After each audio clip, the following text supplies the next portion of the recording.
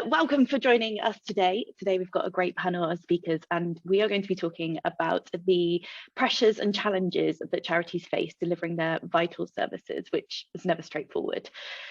Getting frontline teams and central services to work together to deliver the strategy can be harder than it sounds, as there are so many forces at play.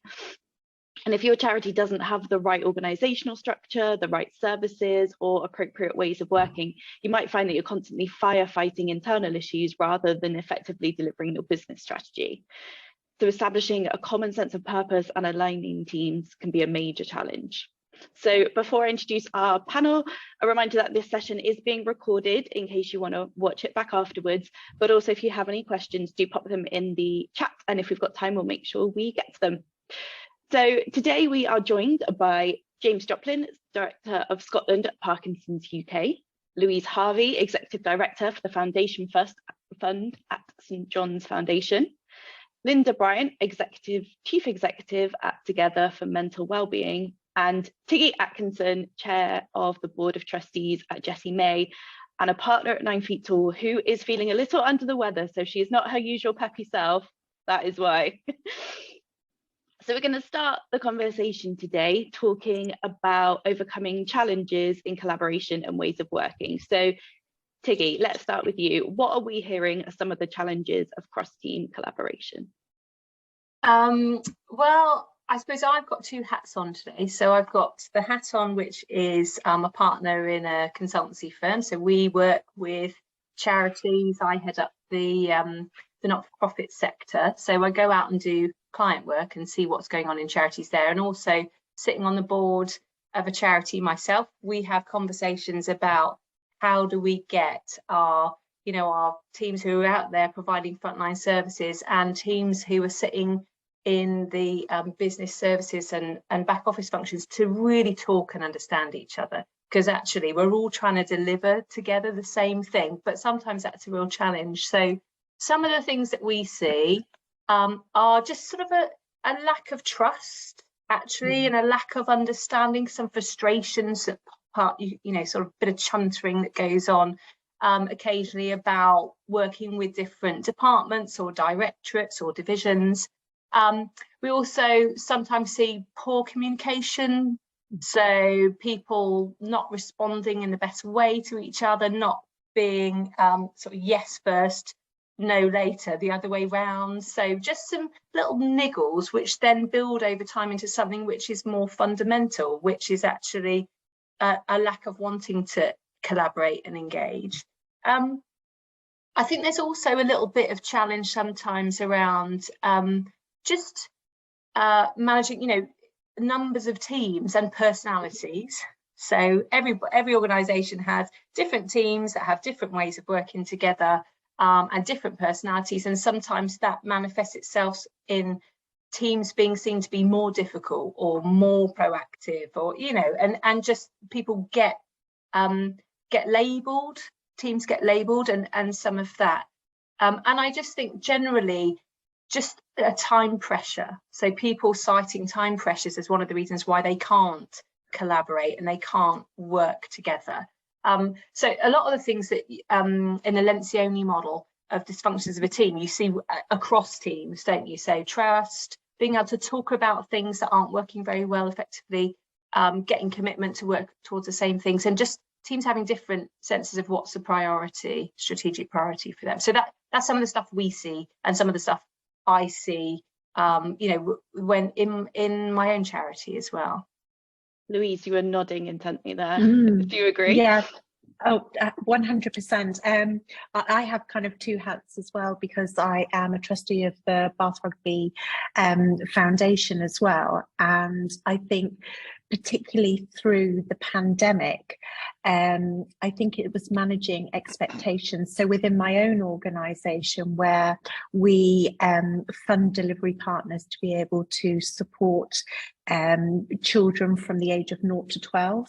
So we were funding through the schools and schools delivery. I think it was managing expectations of third parties that was really, really difficult. And also with the with Bath Rugby Foundation, it was again managing expectations of end users as well, because they desperately needed support, food. It could have been absolutely anything, and if it wasn't immediate that they were receiving it, then you then started to get some turmoil in between the teams. So those in the back office function who were desperately trying to make things happen, and those who are actually frontline trying to deliver.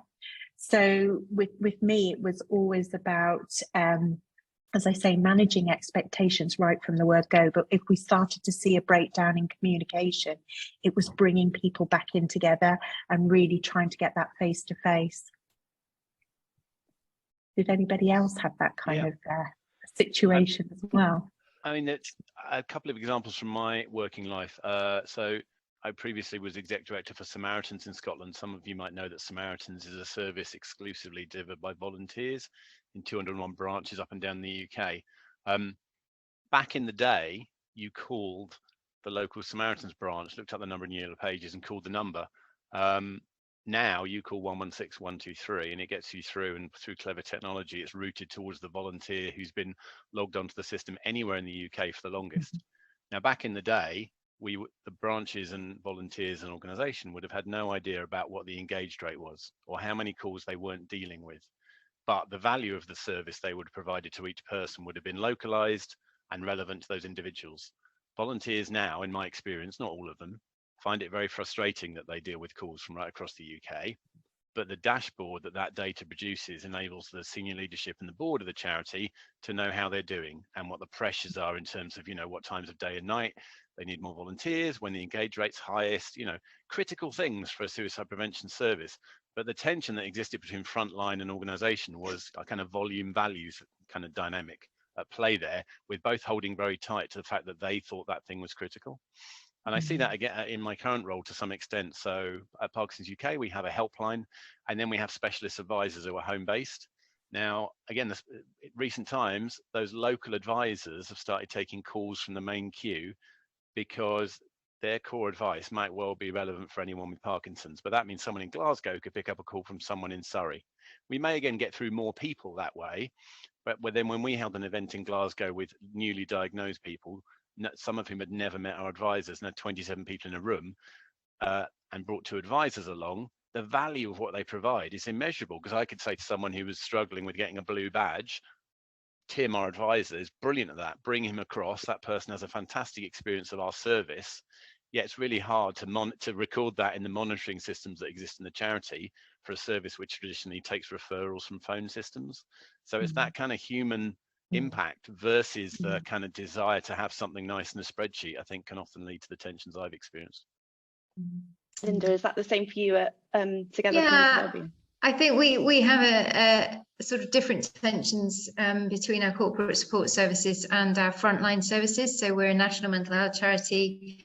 We have service locations all over the country, and we have our central support services. And so who are no longer really located at our national office. They're also dispersed, working from home or in that hybrid way. So we've had this big disconnect, I suppose, which I think is not uncommon from our own work with 9 Feet Tall and learning from what other organisations struggle with. But I think where we've had our strongest collaboration between central support and operations is around business development.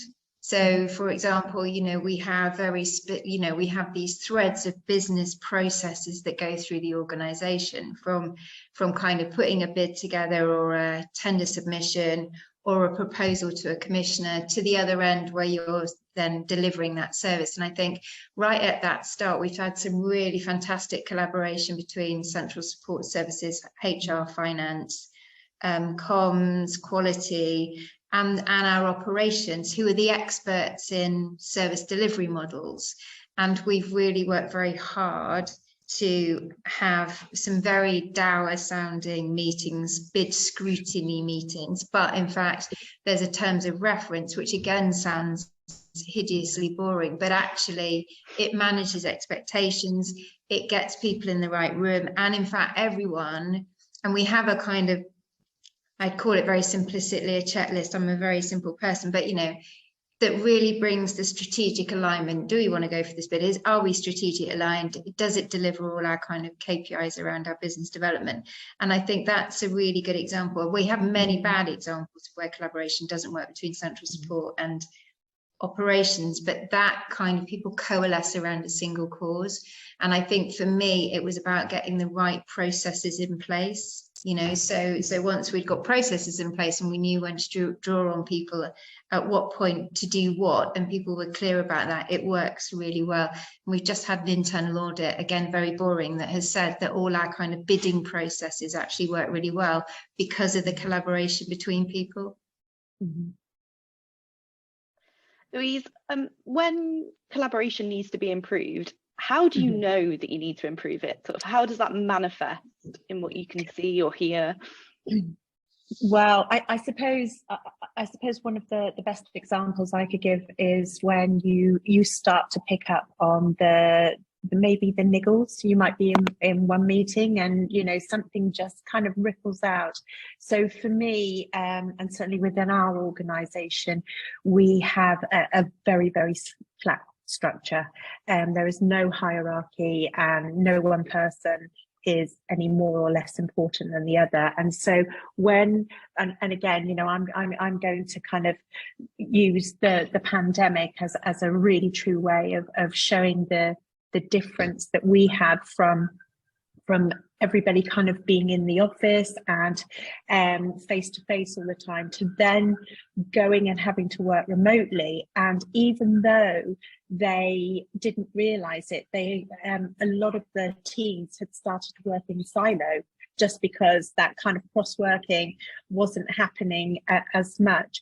And so that's when the kind of ripples of just niggles, just little things where if I use the kind of terminology where it might have been the tail wagging the dog, where, you know, finance were maybe driving and saying, no, we don't have funds available for that, but actually frontline services were saying, look, this is absolutely our objective and we need to be doing it. So it's those kind of things. So when that happened, it was very much about getting them all together as a team as quickly as possible and just kind of doing that. Okay, we know that it's a pressurized kind of environment at the moment. So before we move forward, let's just have 10 minutes to just really air. This is a very, very safe environment. Let's just get it out, you know, because actually, you know, we're professional here. And if we can't do that, then we've got real kind of deeper issues.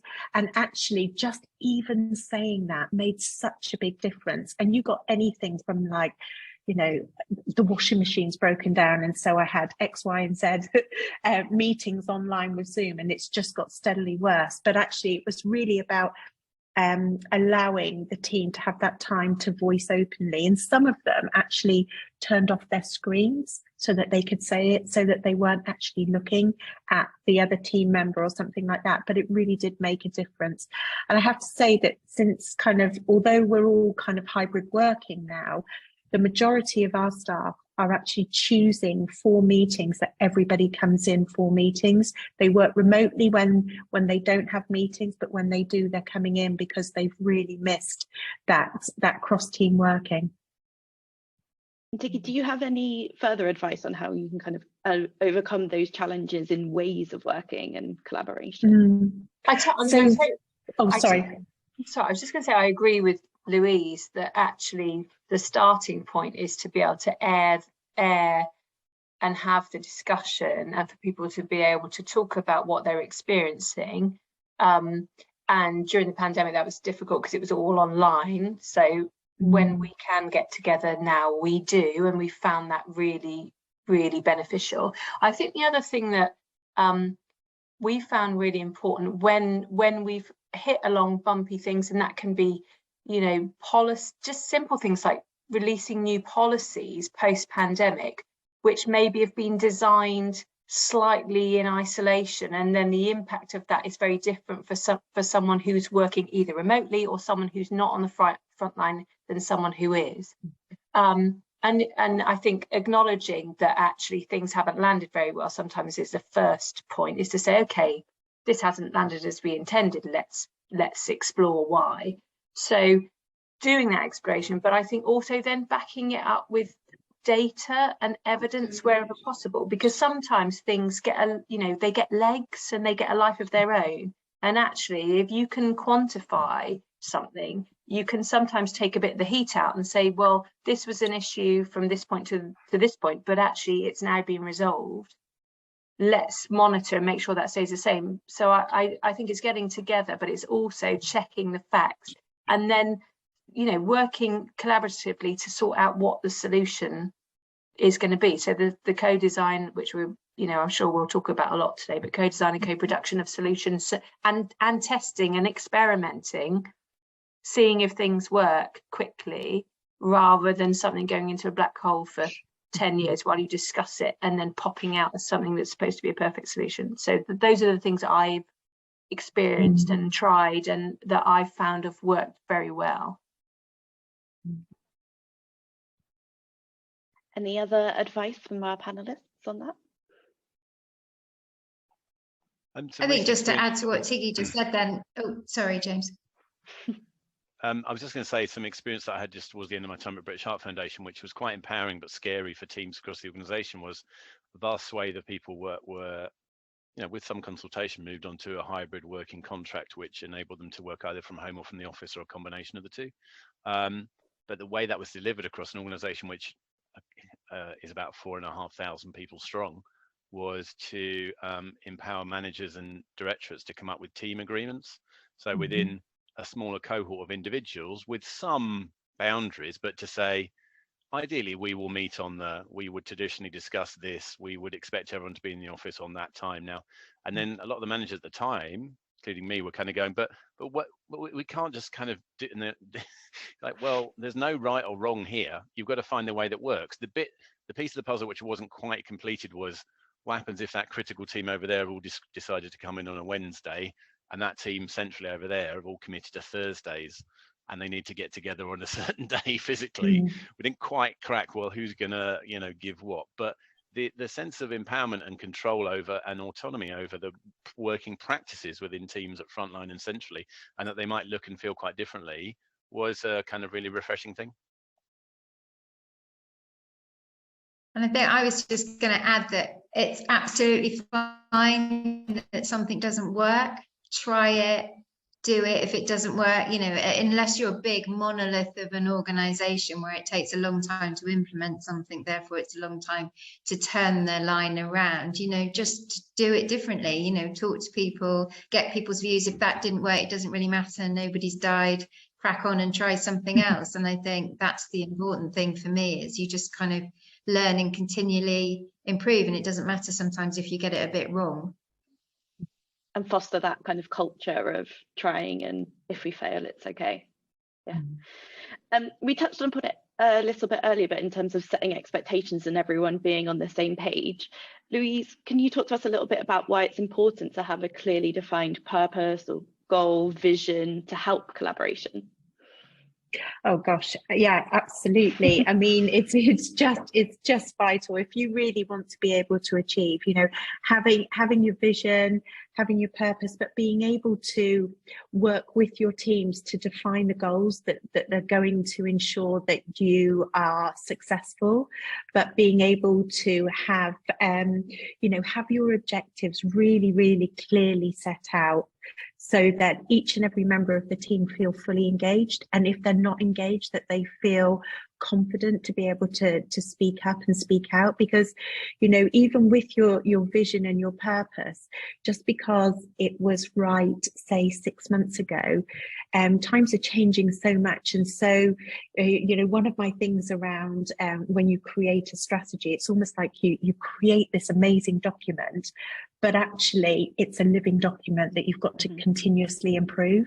And so to have your team really engaged with what it is you actually want to achieve, but having them support and be able to challenge around the objectives for us to be able to deliver against that is really healthy. And it's all about, embedding your culture, your values, because if you're one team, you're going to be able to be successful. But that doesn't mean to say that you don't find challenges along the way, and that you have to be kind of really fleet of foot, and you need to be flexible in being able to change things.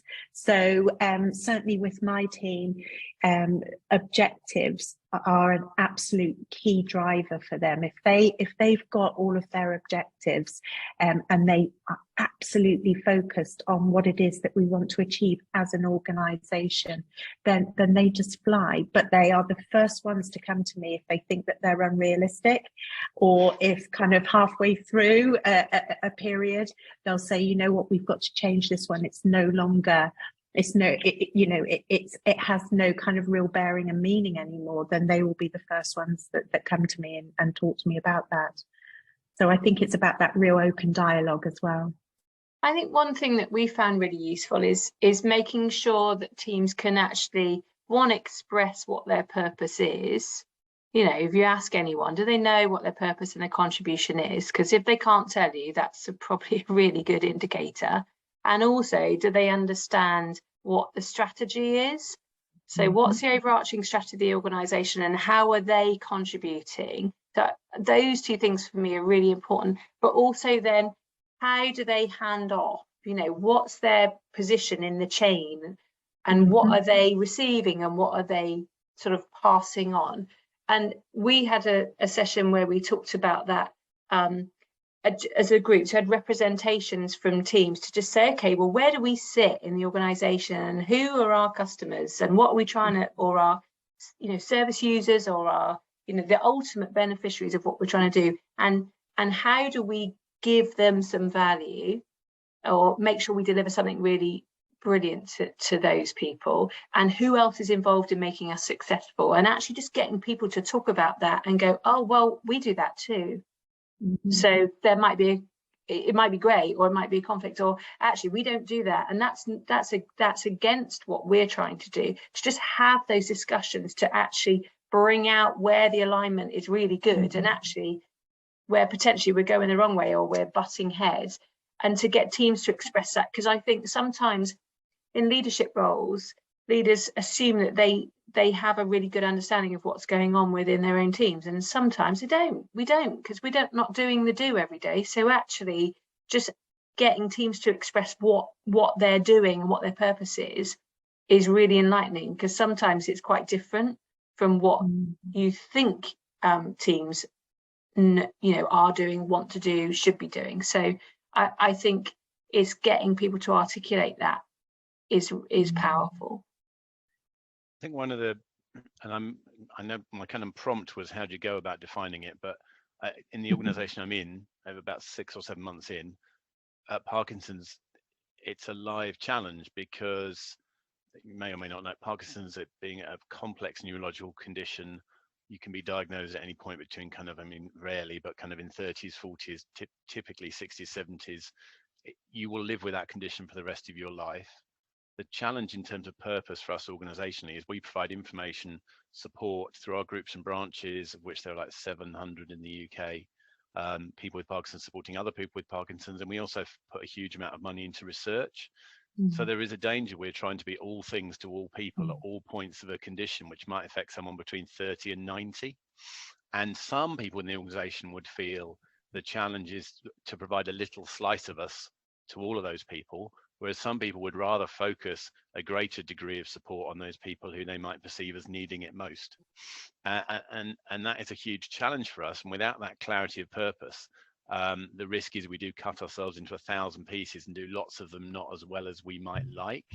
Now, I don't have a magic wand to wave, and we're not at the point of being able to go, well, we're doing or not doing those. Increasingly, we're clarifying that, and we've been in existence for 40 years, I think. But, the point around early diagnosis is critical in the experience of someone's Parkinson's condition. But I went to a group 3 weeks ago where someone walked in the room, and it was the first time they'd been in a room with anyone else who had Parkinson's, and they were diagnosed 12 years ago.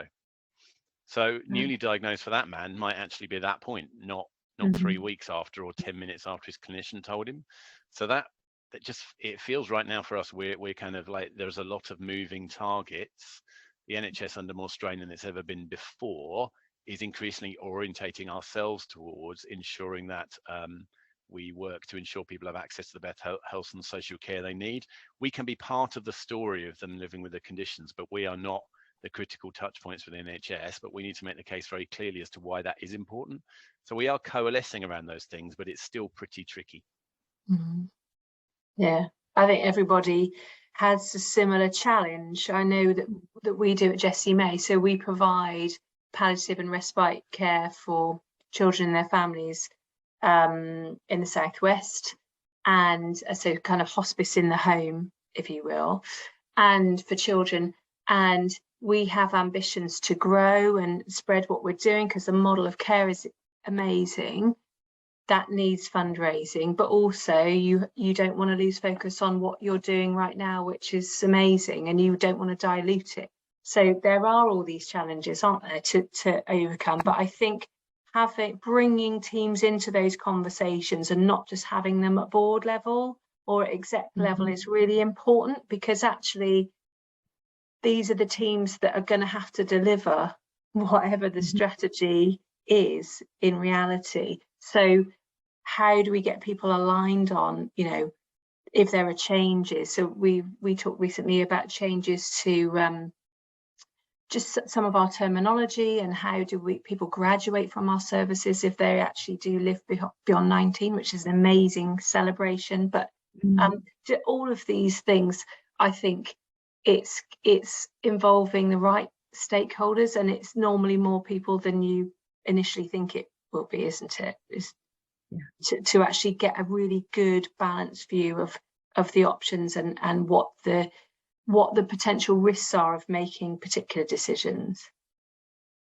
And I think, just to add to that, that means you need to give the process of kind of developing strategy time. And we're often time poor, and there's often a lot of kind of pressure to kind of either get a corporate strategy written or really nail down your purpose. And if you want to include your beneficiaries, and in our case people we work alongside with mental distress, you have to build time in to do that, to be able to bring teams together and to bring beneficiaries and stakeholders together. And I think that's often the real challenge, because we do things now at such pace, and in fact you lose so much in terms of that collaboration and taking people on the journey with you if you don't build in the time.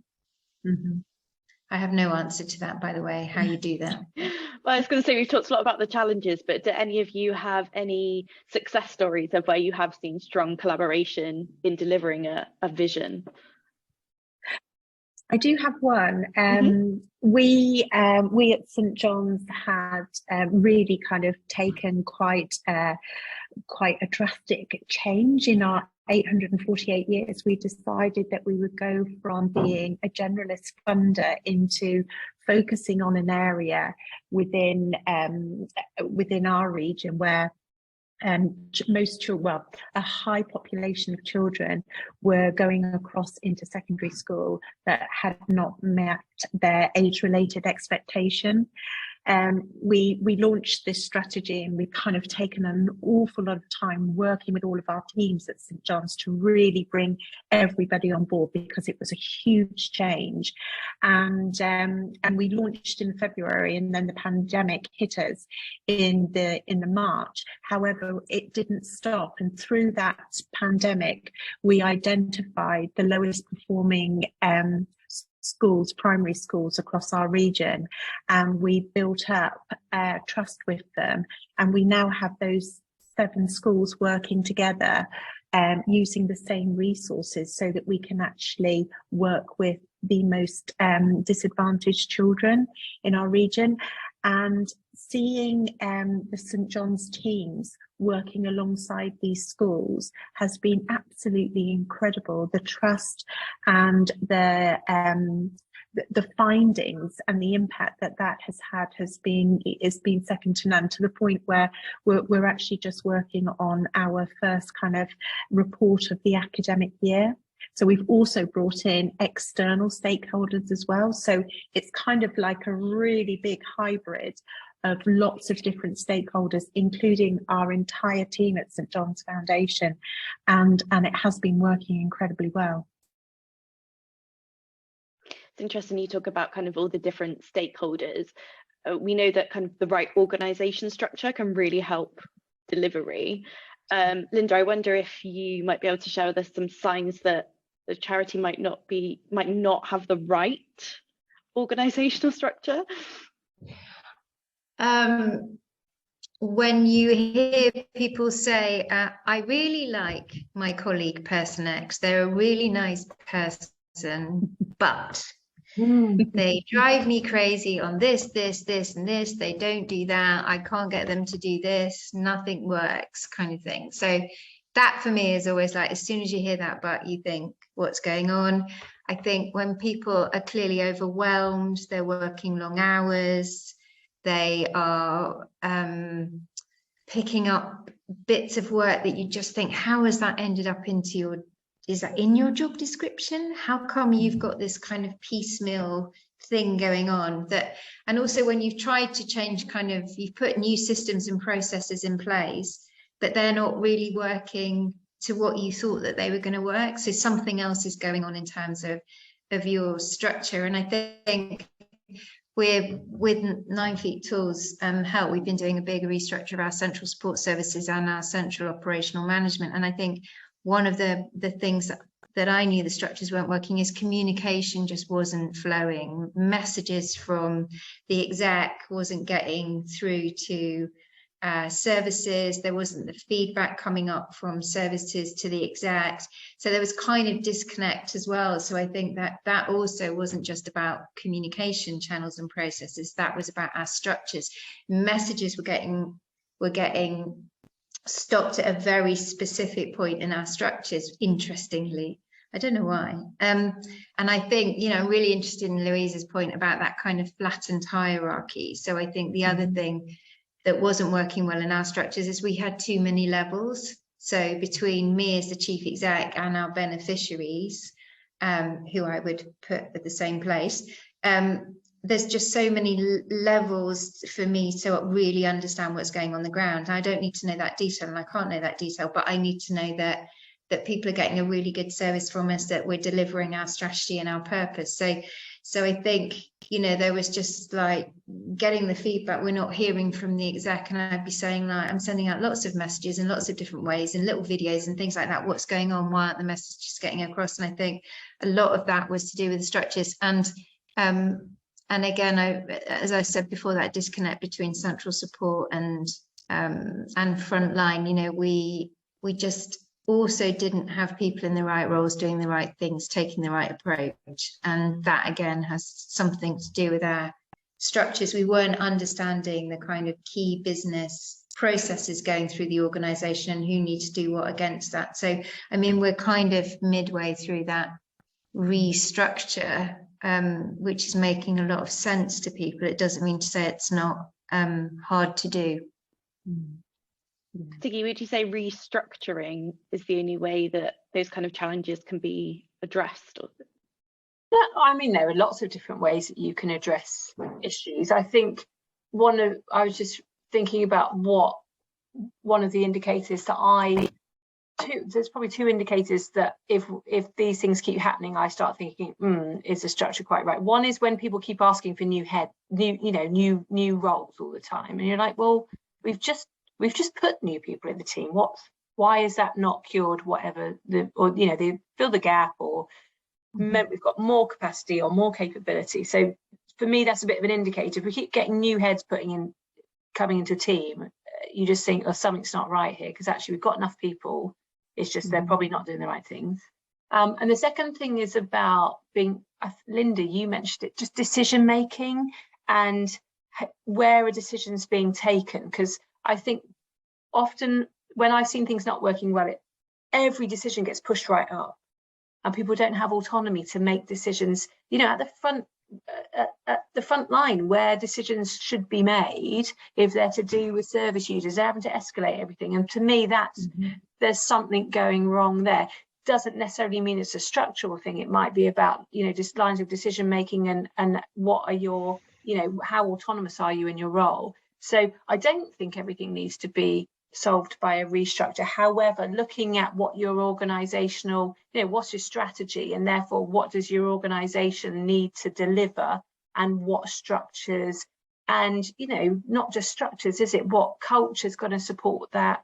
What are the things that are actually, decision making? What's the governance? What are the things that are going to actually make that possible? I think looking at that, not just when you've got a problem, but when you're moving to a new strategy, or you're at a point where you've grown and things have changed, I think is really important. I mean, we use a kind of quite a structured method to do that. That sounds like it's rigid. It isn't, but we use something called operating model canvas, which is really flexible and simple. I don't know if everyone's heard of it, but it's by an organisation called Strategize. I'd really recommend just going and having a look at it. But it just helps you think about what are the core processes in your organisation that are going to enable you to deliver the value bits that everybody cares about, and getting those really well understood before you do the drawing where you put bums on seats, because that's always the thing that everyone starts with, and that's the wrong thing to start with, actually. So I think having an approach to looking at your structure and all the supporting things that sit around it, your MI and planning processes and all of that, I think going through that in a methodical way helps. And it also gives people confidence that you're not just going to, cross people off the chart and do a restructure, because you've got a way of doing it, which is actually proven. Sorry, I went on a bit of a rant there.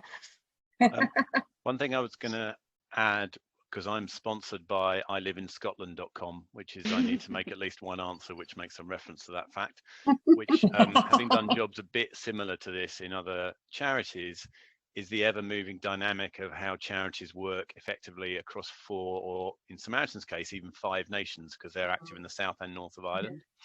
And I'm part of a group in Scotland, like a COSFO, which is a Kivo up here, because we have to have our own one. And one that we have a cross-border charities group, because what we like to do is get together and moan about everyone who runs charities from London. No, we like to get together and discuss practical and effective ways to be as impactful as we can in a Scottish context. Now, my approach to that has always been, being in Scotland from a UK-wide perspective is about turning the volume knob up and down at the right times. It's not about having a separate and distinct strategy necessarily, or even very often at all. If you want that, there are Scottish-only charities that provide that. But one of the tensions within that is how you best reflect the particular needs and drivers within a country. So, we've just seen a move in Scotland from PIP to adult disability payment. It's the same amount of money, but the specialty and insight and knowledge our advisors need to help people in Scotland go through that process may now and increasingly be different as benefits are devolved. And the fact that we have a provision for a national care service, a new national dementia strategy, we have health boards and not trusts, a lot of the drivers and elements which will dictate the quality of care and support that someone with Parkinson's gets in Scotland will increasingly be different than in the rest of the UK.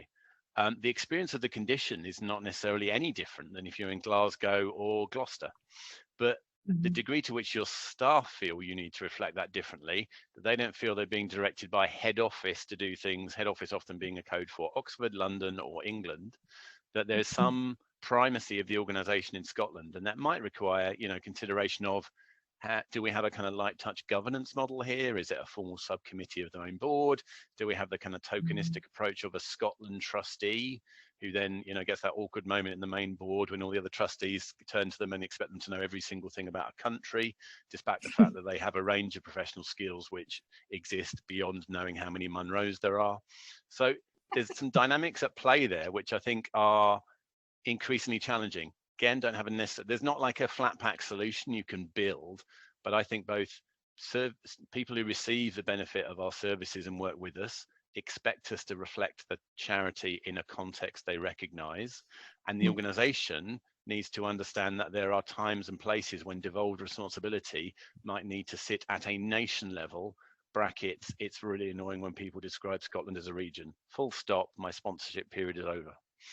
It's interesting you mentioned about trustees and governance, because we've actually had a question from one of the attendees around if you have advice on governance and trustees and building those relationships. And I guess, Louise, more than that, how do you assess if you've got the right level of governance? Oh, this is this is a tricky one. I mean, for me, governance should be embedded in all that you do, because it should be that your procedures, your processes that you're working through to enable your delivery of whatever service should be transparent. You know, there has to be the word sense check. Quite literally, is that, you know, is this making sense? Are we meeting the regulations that are going to give assurance to our trustees, but also that there are not the superficial kind of blockers that come in that are actually stopping your delivery. And so it's again about making sure that you're working with your teams, you're working with everybody involved, that you're making sure that everybody has the assurance that they need, that actually you can streamline everything as much as possible so that you're not stopping the work being done, and the impact that your intended impact is actually becoming real. So for me, around governance, it's about sometimes having to kind of just gently reinforcing with the trustees around what it is that we need from them, and working with them. And sometimes that can be a real challenge. So it is about just being really open with them and being able to ask for their constructive feedback, but also being quite assertive in knowing what we need to do for the organisation to know that governance is regulated within everything that we're doing. I do think that on a level within our organisation, there was that kind of rolling of the eyes whenever governance was mentioned, because it was almost like that kind of, oh, really? Do we have to go through that? So like I say, looking at our processes and actually embedding governance right the way through them, it means then that it's there, and actually it's not a scary thing, or it's not that element within your business or within your charity which is going to take up a huge proportion of your time. So it's kind of that. And it is also, as is most things, it's about that culture as well, where you're bringing up and you want to be transparent in all that you do, and you want to ensure that your processes are actually as efficient and as effective as possible. And Tiggy, you mentioned earlier about collaborative service design. I wonder if you could tell us a little bit more about that and what that involves and what you mean. Oh, yes, I can. How long have I got? 2 minutes. Yeah. Well, I imagine most people are familiar with, collaborative, or I suppose it's participatory design. So involving stakeholders, a broad range of stakeholders, including hopefully your service users, in the design of the service that they are going to be using. And so that's internal and external stakeholders. And also, I mean, when we do this, we normally use a mixture of sort of systems thinking. So thinking holistically about, what's the whole system which you're operating in, and not just focusing on the very small bit right in front of you. And then design thinking, so sort of human-centered, user-centered design, to make sure that actually whatever you are designing is focused on the people who are going to receive that service, and also helps and supports those many different functions and different elements who've got to pull together to deliver that service. So I actually think that this sector is really, really good at collaborative service design compared to some other sectors that I work in, which are really terrible at it and don't think about it until the last minute. So in a way, I think that there's a lot of work being done on co-production and co-design, and baking participation into the ongoing delivery of service, not just the design of it. And I think that is something that needs to be thought about at the start. You can't do it when you're 3/4 of the way through. You need to engage people Someone's asked on the chat that how do you avoid people thinking that collaboration is everybody being involved in everything, which I think is also really is challenging. I think it's kind of like everybody being involved in every meeting. When you're looking at collaborative service design or at governance, it's like, why is that person involved? What can they contribute? Can they make a decision? Can they bring resources? Can they influence the design in a way which is going to be helpful? If the answer is yes, then they should, or that group of people should be represented, but that doesn't mean they have to be in all of it. So I think it's just being really clear. Linda, you were talking earlier about being clear about, you know, the steps and the processes and why people are involved at different points, and showing the journey, you know, giving people a roadmap. What's the journey? And then I think you can do collaborative design or co-production in a reasonable time frame, but you do have to bake in time to do consultation and to speak to people. So it's that balance, isn't it, between getting something you can try out but also not rushing it so that you miss things that are really critical. So that was I'm sorry. I think to add to that as well, I think it has to be meaningful for the people that you're asking to be part of, you know, discussing systems, processes, structures, because if it's not meaningful for them, then there's no point in being there. And I think, you know, it's a bit like one of our main ethos in our charities is what we call service user leadership. So that's people experiencing mental distress lead their own care and support. They influence everything that we do in the organisation. But for example, if we're procuring a purchase order system in finance, do we need service users to be co-designing the service specification and the response to tender document?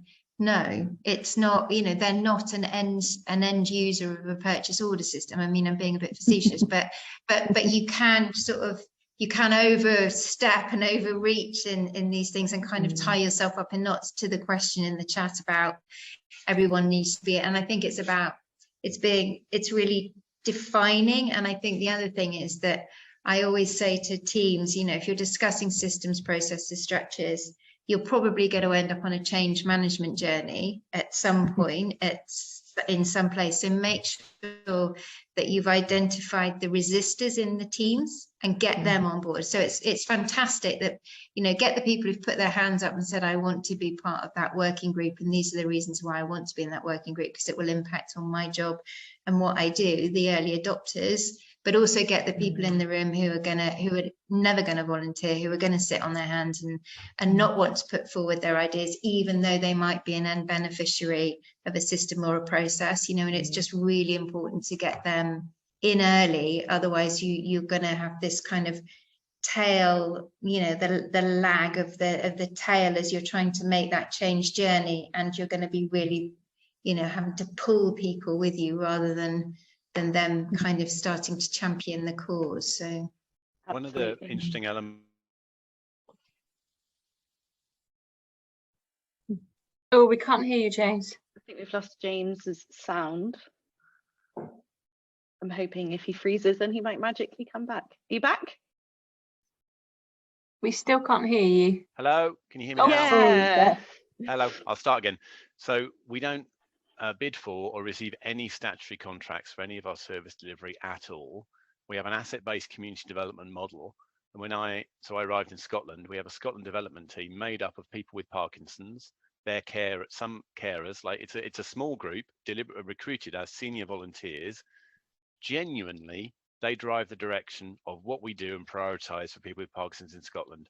And our 40 groups and branches around the country, we're not in them all, we're not at them all, we don't dictate to them what they do, what they don't do. If in their area they want to develop, we kind of provide almost like a menu of options of things they might want to consider doing. But if they want to meet and just have a cup of tea every week, they can absolutely do that. If they want to start playing table tennis, we'll find some way for them to do that. I'm not just like fluffing this up because I work here. You know, when I before my interview, I said, well, what are our policy and campaigns objectives? And the policy and campaigns manager said, what people with Parkinson's tell us they are. Our research is peer reviewed and lay reviewed by people with Parkinson's on enough of a group that then one of them is supported by us and trained to sit on the main grant giving committee and decide where individual grants go. In addition to that, we're funding through a virtual biotech model a lot more now, which is towards the clinical delivery of new drugs because people with Parkinson's told us they didn't want us to spend money on basic research, which is important to understand the reasons why people develop Parkinson's. They said, we want treatments and benefits and non-drug treatments that will help us with our condition now. So the organization shifted and focused its attention in that direction. I've worked in the charity sector for 25 years. This is the most authentic version of putting people with Parkinson's at the heart of what we do that I have ever experienced. It is not always the fastest option. And the tension that emerges with a CEO and board who want pace in delivery, and us saying, well, it's actually this range of jigsaw pieces which kind of fit together but also don't, and we have to give people that primacy in decision making about what the services they provide at a local level. And that does mean there can be big variations based on the number of people in that area or their focus, but it is quite a kind of eye-opener in terms of how we work. We haven't got that long left, so I did want to jump to one of the questions from another one of the attendees. Any tips on how to help the front line from initiative overload or feeling like they're the problem because the last rollout failed, or just trying to avoid everyone from central office? Can I jump in here? So it's my pet peeve. So Linda, you talk about change management. So my pet peeve is that often when we go in and talk, so with my consultancy hat on, we go in and talk to charities and other not-for-profit organisations, and we say, oh, how many projects or initiatives you got on in your portfolio of change? And they'll go, oh, I don't know, 103 or something. And then you're just like, oh, okay, right. And how many are delivering this year? All of them. Okay, and you just so instantly before you even chat to it on the front line, you just know that they're just going to be bombarded with stuff all the time about this is important and that's important. So I think doing a bit of a look across what's all the change that's going to come and hit teams this year or this quarter, and just saying, is that actually reasonable, doable? Can people absorb it? That would be my number one tip. To just do that exercise, even if it takes, a couple of weeks. You will save yourself a lot of heartache from rolling out initiatives that either don't work or they just bounce off because people have only so much mental capacity to take on new things. So that would be my advice. Louise, do you have any advice? I absolutely agree with what Tiggy's just said, absolutely wholeheartedly. I'm just going to check and see if we've got any other questions, but whilst we do that, I wondered if you could each give us your top tip for building strong collaboration across your teams. Linda, perhaps we start with you.